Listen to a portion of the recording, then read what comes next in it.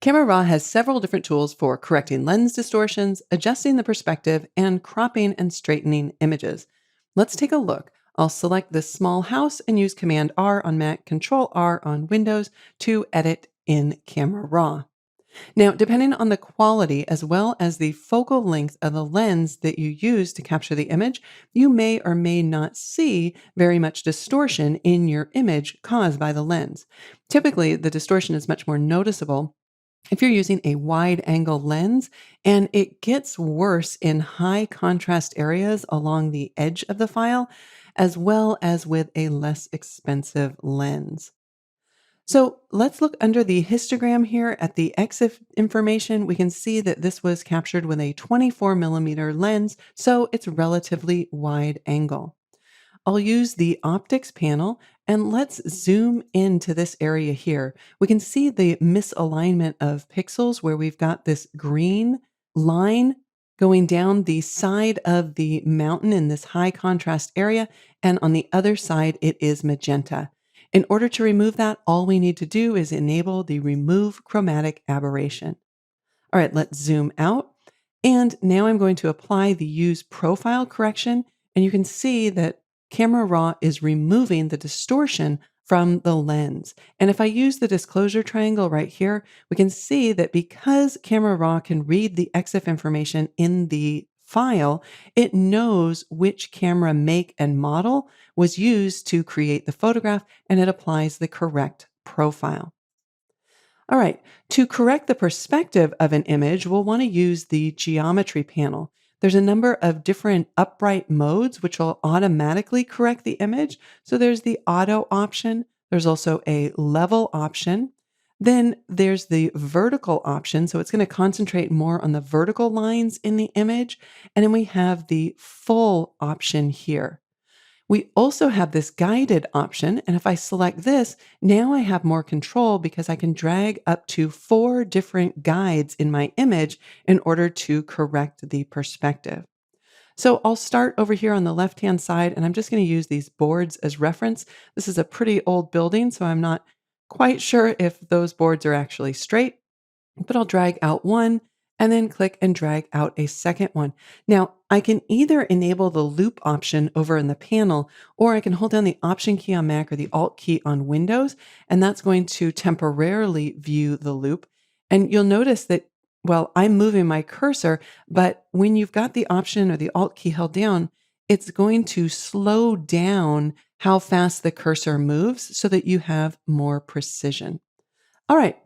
I like that adjustment. If I wanted to, I could add some additional guides. So here I might add one across the top of these windows. And I can also enable this grid overview in case I want to reference this based on a grid. All right, I'll go ahead and turn that off. And I want to show just a few options under the manual transformation areas, because sometimes when you correct perspective, if there's a figure like a person or a dog in the image, it can get distorted. So you might want to use the aspect slider to either squish or elongate the image. Now, if you ever need to reset any of these sliders, you can just double click on the little tick mark right there.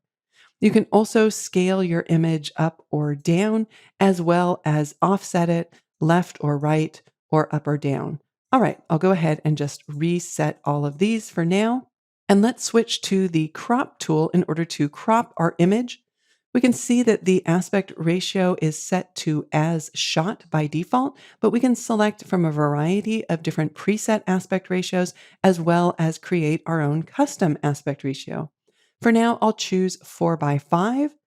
And if I want to reposition the crop, I just click and drag within the image area. I can resize the crop by clicking and dragging any of the handles. I can also rotate the image by dragging with the double-headed cursor there outside of the crop tool, or I can use this angle slider. I can enter a value, or I can pick up the angle tool and then click and drag, say if there was a definite horizon in my image. Again, to reset this, I will just double click on it. If I wanted to crop this freeform, meaning not having an aspect ratio, I could click on the lock icon right here, and now I can crop this to any aspect ratio.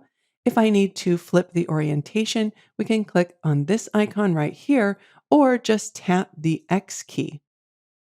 All right, let's put that back to 4 by 5. I'll just reposition it a bit, maybe make it a little bit smaller. And before I apply it, I just want to mention that when you're using the crop tool to crop your image in Camera Raw, you're not setting the actual pixel dimensions with the crop tool. You're only setting the aspect ratio. We're going to set the exact pixel dimensions when we either choose to convert and save the image or when we set the workflow settings, which we'll discuss in more detail later in this chapter. For now, I'll tap the E key to return to the Edit stack and then choose Done. And we can see in Bridge that those changes have been applied and there's a new crop icon telling me the image has been cropped in Camera Raw. So there you go.